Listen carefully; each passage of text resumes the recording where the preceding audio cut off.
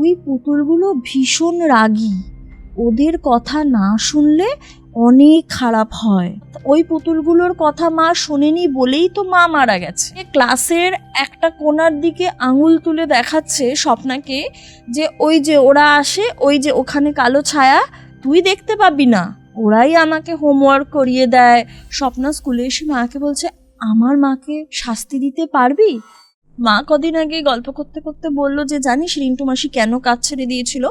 তো আমি বললাম যে না, কেন? আমি খালি এইটুকুনি শুনেছিলাম যে ও নাকি ভয় পেত আর কি, সকালবেলা ছাড়া অন্য বেলায় কাজ করতে আসতে ভয় পেত। ভয়টা কি নিয়ে? তখন মা আমাকে বলল যে ওই বাড়িতে যেখানে ত্রিবেণীর সাইডে ও কাজ করতো সেখানে নাকি কোনো একজন মেয়ে মারা গিয়েছিল, তার প্রেতাত্মাটা ওর সাথে জুড়ে গিয়েছিল, এইটুকুনি খালি আমাকে বলেছে। তো আমি তখন মাকে বলি যে মা, আমি কি রিন্টু মাসির কাছে গিয়ে একবার ঘটনাটা জিজ্ঞাসা করব?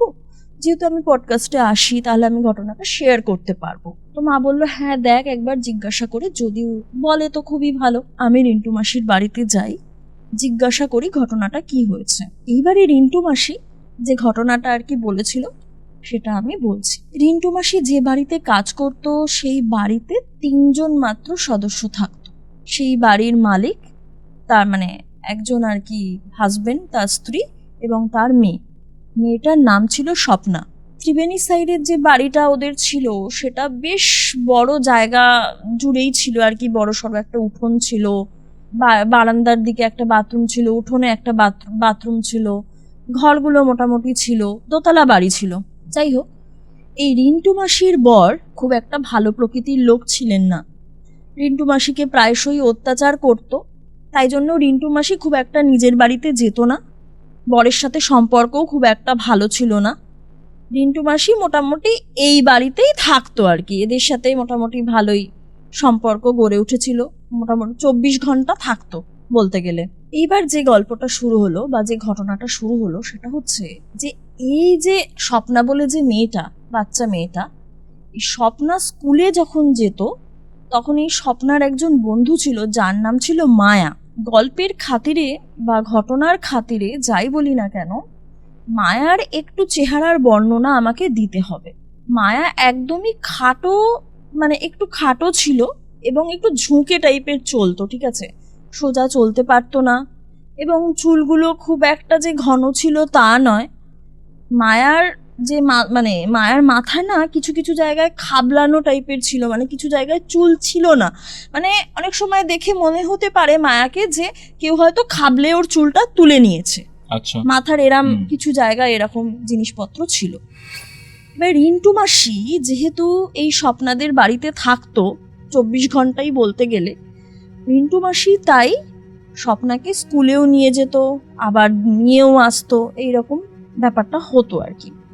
তো খুব স্বাভাবিকভাবেই তাই রিন্টু মাসি স্বপ্নার যে যে বন্ধুরা ছিল, যাদের সাথে স্বপ্না খুব ভালোভাবে মিশতো, তাদের প্রত্যেককেই চেনে বা চিনত। এবার রিন্টু মাসি আমাকে বলছে যে মায়ার চেহারাটা তো বর্ণনা দিয়েছে, এবার বলছে মায়া না খুব অদ্ভুত ধরনের মেয়ে ছিল। কিরকম অদ্ভুত ধরনের ব্যাপারটা? রিন্টু মাসি প্রায়ই দেখেছে যে মায়া যেতে আসতে না বিড়বিড় করে কথা বলতো, ঠিক আছে? অনেকবার রিন্টু মাসি জিজ্ঞাসা করেছে তুই কার সাথে কথা বলছিস, মায়া কোনো উত্তর দিত না। মায়া অনেক সময় হাসতো, নিজের মনেই হাসতো। এবার কি হয়, বাচ্চাদের অনেক সময় খেয়াল খুশিতে না নিজের মনে কথা বলে, হাসে, এরকম অনেক সময় দেখা যায়। কখনো মনে আনন্দ পেলো, হাসতে শুরু করলো, কখনো দুঃখ পেলো, কাঁদতে শুরু করলো। এবং মায়া এই ঘটনাগুলো অহরহ ঘটাতো স্কুলে যাওয়া আসার পথে। এবার যে সমস্যাটা মেন হলো সেটা হচ্ছে যে আর একটা কথা বলে নি, স্বপ্না রিন্টু মাসিকে এসে সমস্ত কিছু শেয়ার করত, স্কুলে কি হচ্ছে না হচ্ছে, মায়া কি বলছে না বলছে।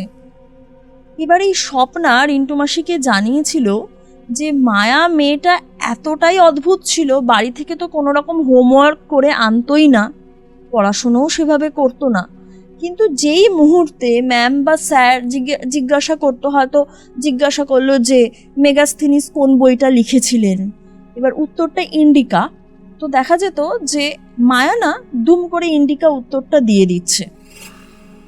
স্বপ্না এদিকে পড়া পারেনি, স্বপ্নাকে ক্লাস থেকে বার করে দিচ্ছে। এইবার এখানে যে অদ্ভুত জিনিসটা সেটা হলো যে স্বপ্না যখন ক্লাসটা পেরিয়ে মায়াকে জিজ্ঞাসা করতো এই ইন্ডিকা কার লেখা রে, ও কিন্তু তখন আর উত্তরটা দিতে পারছে না, মেগাস্থিনিস লিখেছে। অথচ ক্লাসের ওই সময় যখন ম্যাম বা স্যার জিজ্ঞাসা করছেন তখন সে বলে দিচ্ছে। এরকম অনেক ক্ষেত্রে হয়েছে, দেখা গেছে যে মায়া কোনো হোমওয়ার্ক করেই আনেনি, খাতাটা ব্ল্যাঙ্ক, স্বপ্নাও এদিকে করেনি, স্বপ্নার খাতা ছুঁড়ে ফেলে দিয়েছে ম্যাম। মায়া যখন খাতাটা নিয়ে গেছে ম্যামের কাছে বা স্যারের কাছে দেখাতে, তখন স্বপ্না দেখছে যে যে ব্ল্যাঙ্ক পেজটা ছিল সেটা পুরো ভরাট, অর্থাৎ হোমওয়ার্কটা করা। স্বপ্না এটার কোনো ব্যাখ্যা খুঁজে পেত না। স্বপ্না এগুলো রিন্টু মাসিকে এসে বলতো, রিন্টু মাসি শুনতো, কিন্তু খুব একটা কিছু পাত্তা দিত না। এইবারে শুরু হলো অন্য রকমের কিছু কাণ্ড কারখানা। কিরকম? স্বপ্না একদিন জিজ্ঞাসা করলো যে মায়া তুই তো হোমওয়ার্ক করে আসিস না, পড়া পারিস না, এদিকে যেই টাইমে নির্দিষ্ট সময়ে স্যার বা ম্যাম জিজ্ঞাসা করেন তখন তোর খাতায় হোমওয়ার্কগুলো কে করে দেয়, বা তুই পড়াগুলো বলতে পারিস কি করে, অ্যান্সারগুলো এত স্পষ্টভাবে দিস কি করে? এর উত্তরে মায়া বলল, আমাদের বাড়িতে কালো রঙের ছোট ছোট পুতুল পুজো হয়, যে পুতুলগুলোর গায়ে সিঁদুরের তিলক মাখানো থাকে, এবং সেই বাচ্চা তো ওই ভার্সন করেই আমি বলছি, ঠিক এইভাবে বলেছে যে স্বপ্না যেভাবে দেখিয়েছিল আর কি রিন্টু মাসিকে, সেইভাবেই খানিকটা বলছে যে ওই পুতুলগুলো ভীষণ রাগী, ওদের কথা না শুনলে অনেক খারাপ হয়, যেমন আমার মায়ের হয়েছিল। এইবার এইখানে বলে রাখি, স্বপ্না একটু চমকে ওঠে এই কথাটা শুনে। স্বপ্না বলে, তোর মা তো মারা গেছে, তোর মায়ের কি করে অনিষ্ট করেছে ওই ছোট ছোট কালো পুতুলগুলো যেগুলো তুই খারাপ প্রকৃতির বলছিস? বলছে ওই পুতুলগুলোর কথা মা শোনেনি বলেই তো মা মারা গেছে। স্বপ্না একটু চমকে উঠেছিল। স্বপ্না জিজ্ঞাসা করেছিল ওই পুতুলগুলো কে পুজো করে? বলেছিল ওই পুতুলগুলোর পুজো করে আমার বাবা আর ঠাম্মা। ওই পুতুলগুলো পুজো করার পর বাড়িতে কালো কালো ছায়ারা আসে, দিয়ে ক্লাসের একটা কোণার দিকে আঙুল তুলে দেখাচ্ছে স্বপ্নাকে যে ওই যে ওরা আসে, ওই যে ওখানে কালো ছায়া, তুই দেখতে পাবি না, ওরাই আমাকে হোমওয়ার্ক করিয়ে দেয়, ওরাই আমাকে আনসার বলে দেয়, আমি তাই বলতে পারি, কিন্তু ক্লাস যখন শেষ হয়ে যায় তখন আমি কিছুই বলতে পারি না। তো স্বপ্না এটা শুনে একটু হতবাক হয়ে যায়, কি বলবে বুঝতে পারে না। স্বপ্না প্রচুরবার ক্লাসের এদিক ওদিক তাকাতে থাকে, কোনো কালো ছায়া দেখতে পায় না। তার সাথে এই কথাগুলো বলার পাশাপাশি মায়া আরও কিছু অদ্ভুত কথা বলেছিল, যেগুলো যথেষ্ট হাড়হিম করা, শুনলে খুবই ভয় লাগবে। যেমন বলেছিল, মায়া বলছে, ওর ভার্সনটা ঠিক ওই রকম করেই আমি বলছি, আমার মা মারা গেছে তো কি হয়েছে, আমার মা এখনো আমার সাথেই থাকে, আমার সাথে রাত্রিবেলা শোয়, আমার সাথে গল্প করে, আমি দুঃখ হলে মায়ের সাথে শেয়ার করি, আমার যখন আনন্দ কিছুতে হয় তখন সেটাও আমি মায়ের সাথে শেয়ার করি। কি বলছো? হ্যাঁ, রিন্টু মাসি পুরো এইভাবে বিবরণ দিচ্ছে, স্বপ্না তো এসে সব বলছে বাড়িতে। এবার রিন্টু মাসি বলে যে তুমি মায়ার সাথে বেশি মিশো না, কারণ রিন্টু মাসি বুঝতে পারে যে স্বপ্না মায়ার সাথে মিশে না কেমন যেন একটা অন্যরকম প্রকৃতির হয়ে যাচ্ছে। কিরম প্রকৃতির হয়ে যাচ্ছে আমি বিশদেই বলি। স্বপ্নার জেদটা একটু বেড়ে যাচ্ছে, যে কোনো কিছু ব্যাপারে ভীষণ জেদ হয়ে যাচ্ছে। খাবারের যে খাবার খাওয়ার যে ব্যাপারটা আর কি, খিদেটা অত্যাধিক বেশি পরিমাণে হচ্ছে। পড়াশুনো যেটুকুনি করতো সেটুকুনিও আর করছে না, কিছু বললেই প্রচণ্ড অবাধ্য হয়ে যাচ্ছে। বাবা মাকে বারবার করে খালি এটাই হুমকি দিচ্ছে যে তোমরা যদি আমাকে বকো আমি মায়ের বাড়ি চলে যাব, তোমাদের বাড়িতে আর আসবো না। এবং এই জিনিসটা দিনকে দিন বাড়তে থাকে প্রচণ্ডভাবে। এবার এই যে স্বপ্না অবাধ্য হয়ে যাচ্ছে, স্বপ্না পড়াশুনো করছে না, চারিদিক থেকে কমপ্লেন আসছে, খুব স্বাভাবিকভাবে বাবা মা ক্ষেপে যাচ্ছে। বাবা মা একদিন স্বপ্নাকে এর মধ্যেই প্রচণ্ডভাবে মারধর করা শুরু করে। আচ্ছা। স্বপ্নার বাবা মায়ের প্রতি রাগ হয়, বিশেষ করে মায়ের প্রতি, কারণ মা তো প্রত্যেকটা ক্ষেপেই মুখ করতে থাকে, বকতে থাকে। বাবা তো আর সবসময় বাড়িতে থাকে না, আমাদের কারোর কাজে কর্মে তাদের বেরোতে হয়। স্বপ্না স্কুলে এসে মাকে বলছে, আমার মাকে শাস্তি দিতে পারবি? তোর কালো পুতুলগুলোকে বলে, ছায়াগুলোকে বলে, তোর মাকে তো ওরা শাস্তি দিয়েছিল, আমার মাকে শাস্তি দে না, মা আমাকে সারাদিন বকে, মেরেওছে, এরকম ধরনের ব্যাপার স্যাপার বলছে। এইরকম কথা শুনে মায়া হেসে বলে, হ্যাঁ, আমি শাস্তি তোর মা পেয়ে যাবে, ঠিক কোনো অসুবিধা হবে না। তুই বলিস তোর কার কার ওপর রাগ আছে, আমি পুতুলকে বলে, বাবা ঠাম্মাকে বলে সব ব্যবস্থা করিয়ে দেব। এই ঘটনাটা ঘটার পরে ঠিক 2 দিন হয়েছে, স্বপ্নার মা ওই বাড়ি থেকে বেরিয়ে উঠোন পুরো শুকনো, কোথাও কোনো জলের ছিটে ফোঁটা পর্যন্ত নেই। সেই শুকনো উঠোন দিয়ে যেতে গিয়ে হাতে মনে হয় কিছু থালামালা ছিল, ঠাকুর ঘরে উনি যাচ্ছিলেন, শুকনো উঠোনে আছাড় খেয়ে পড়লেন। এমনভাবে আছাড় খেয়ে পড়লেন, হাড়গোড় ভেঙে গেল। হাড়গোড় ভেঙে ডাক্তার বলল বেশ কিছু মাস বেড রেস্ট নিতে হবে। এবার ওই যে সময়টা পড়ছে, স্বপ্নার মা ওই সময়ের বিবরণ দিচ্ছে রিন্টু মাসি, বলছে আমি উঠোনের একপাশে ছিলাম, আমি আমার মতো কাজ করছিলাম, মোচা টোচা কাটছিলাম ওই দিকটায় বসে। আমি দেখলাম ভদ্রমহিলা বেরোলেন, কোথাও কোনো কিছু জলের নামগন্ধ কিচ্ছু নেই। ভদ্রমহিলা যখন পড়ছেন তখন ভদ্রমহিলার পিছনে একটা কিন্তু কালো ছায়া, বলছে মিশমিশে কালো রঙের ছায়া, ভদ্রমহিলা এরম করে পড়ে যাচ্ছেন শটান হয়ে, ওই ছায়াটাও নাকি ওইভাবে শটান হয়ে ওই মানে পড়ার মতো ভঙ্গিতে মিলিয়ে গেল। আচ্ছা। এবং স্বপ্না মায়ের পড়ে যাওয়াটা দেখছে, কিন্তু বাঁচাতে আসছে না, উল্টে স্বপ্নার ঠোঁটের কোণে বাঁকা হাসি, মানে স্বপ্না যেটা চেয়েছিল সেটাই হচ্ছে, মা শাস্তি পেয়েছে এবং পেল। ভদ্রমহিলা পড়ে গেলেন। রিন্টু মাসি এসে স্বপ্নাকে বলল যে এরকম মা পড়ে গেছে, খুব সাবধানে থাকতে হবে। স্বপ্না উত্তর এটাই দিল যে মা যেরকম আমার সাথে করেছে তার শাস্তি মা পেয়েছে, ঠিক হয়েছে। এবার এটা কিরকম অদ্ভুত ধরনের একটা আচরণ, একটা মেয়ের মা পড়ে গেছে, মেয়ে যতই ছোট হোক না কেন, মেয়ের মুখ থেকে তো এই ধরনের কথা বেরোনোটা খুব একটা স্বাভাবিক ব্যাপার নয়, একদমই না। মিন্টু মাসির কিন্তু খটকা লাগে। এইবারে আসি আর একটা প্রসঙ্গে। স্বপ্নার যে স্যার, সে বাড়িতে এসেছে পড়াতে। যথারীতি স্বপ্না তো পড়াশুনো আর করছেই না, আগে যাওয়া বা করতো, এখন আর সেটাও করে না। স্বপ্নাকে বকেছে, প্রচণ্ড বকেছে। এবং যেহেতু স্বপ্নার মা এখন শয্যাশায়ী, হাড়গোড় ভেঙে, এবং রিন্টু মাসি ওর দেখভাল করতো, তাই রিন্টু মাসিকেই ডেকে বলেছে যে হ্যাঁ এরকম স্বপ্না পড়াশুনো করছে না, আপনারা একটু দেখুন।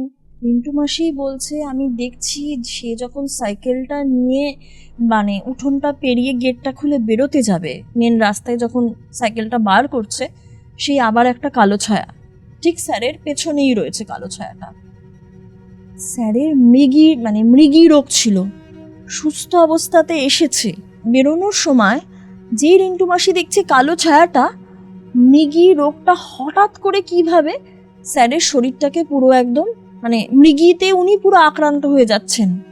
উনি অলরেডি রোগী ছিলেন, সুস্থ অবস্থায় এসেছিলেন, সেটা ঠিক আছে, কিন্তু হঠাৎ করে ওই সময় মৃগী হওয়াটা তো একটা অদ্ভুত ধরনের ব্যাপার। না ওনার খুব স্ট্রেস গেছে, না ওনার কিছু হেডেক রয়েছে, কিছুই নেই, হঠাৎ করে ওরকমভাবে প্রচণ্ডভাবে মৃগীতে উনি আক্রান্ত হয়ে গেলেন, অসুস্থ হয়ে গেলেন। পাড়ার লোক জমাট বেঁধে গেল, সব একদম জমে বলতে লাগলো এই বাড়িতে পড়াতে এসেছিল মাস্টার, এখন মাস্টারমশাই অসুস্থ হয়ে গেছেন। সে ভিড় আর সামলানো যায় না। এবার এই সময় রিন্টু মাসি বলছে স্বপ্নার কিন্তু এত লোক এসে গেছে যে ভিড়ে ভিড়াক্কার চারিদিকে, স্বপ্না কিন্তু জাস্ট ওই তোমার জানলার গ্রিলটা ধরে দাঁড়িয়ে দেখছে এবং মুখের সেই ঠোঁটের কোণে বাঁকা হাসি। রিন্টু মাসি এবার বুঝতেই পেরেছে যে কিছু একটা অসুবিধার ব্যাপার আছে, না হলে এরকম ভাবে হয় না, হঠাৎ হঠাৎ বাড়িতে কালো ছায়া আসবে কেন, কি করতে। এবার রিন্টু মাসি এইসব ঘটনার পর স্বপ্নাকে জিজ্ঞাসা করেছে যে তুই কি কিছু করেছিস বা কাউকে কি কিছু বলেছিস, এরকম অঘটন কি করে ঘটলো আমাদের বাড়িতে, আমি তোর বাবার সাথে এই ব্যাপারটা নিয়ে কথা বলবো। স্বপ্না ওইটুকুনি মেয়ে থ্রেট দিচ্ছে রিন্টু মাসিকে, তুমি যদি কিছু বলো তাহলে কিন্তু তোমারও ঘোর বিপদ হবে, সব থেকে ভালো হবে তুমি যদি নিজে বাঁচতে চাও তাহলে এইসব ঘটনা কাউকে বলো না, পুরোপুরি চুপ করে থাকো। ভাবা যায়। হ্যাঁ। তারপর? তো এই ঘটনা মারাত্মকভাবে একটা মোড় নিল।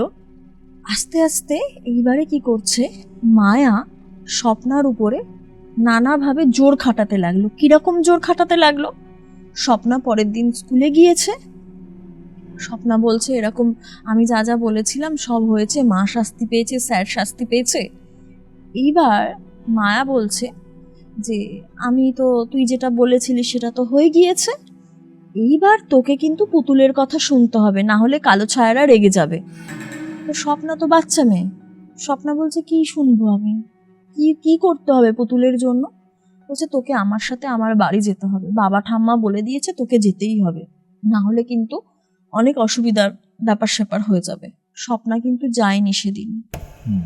স্বপ্না স্কুল থেকে বেরিয়ে রিন্টু মাসিকে বলেছে যে এরকম মায়া আমার ওপর জোর খাটাচ্ছে, আমাকে ওর বাড়ি যেতে বলেছে, আমি কি যাব? রিন্টু মাসি কিন্তু পরিষ্কার বলে দিয়েছে না, মায়াকে এবার ইগনোর করতে হবে, কারণ রিন্টু মাসি বুঝতেই পেরেছে যে যদি মায়ার সাথে স্বপ্না আর মেশে তাহলে ব্যাপারটা পুরোপুরি সাংঘাতিক লেভেলের কিছু হয়ে যাবে। রিন্টু মাসির কথা অনুযায়ী স্বপ্না কিন্তু মায়াকে ইগনোর করা শুরু করে, কথা বন্ধই করে দেয়। এইবারে মায়া এসে ক্লাসরুমে বলতে থাকে, স্বপ্না তোর কিন্তু বিপদ হবে, তুই আমাদের বাড়ি চল, তোর রক্ত চাই। ভাবো। রক্ত চাই? হ্যাঁ।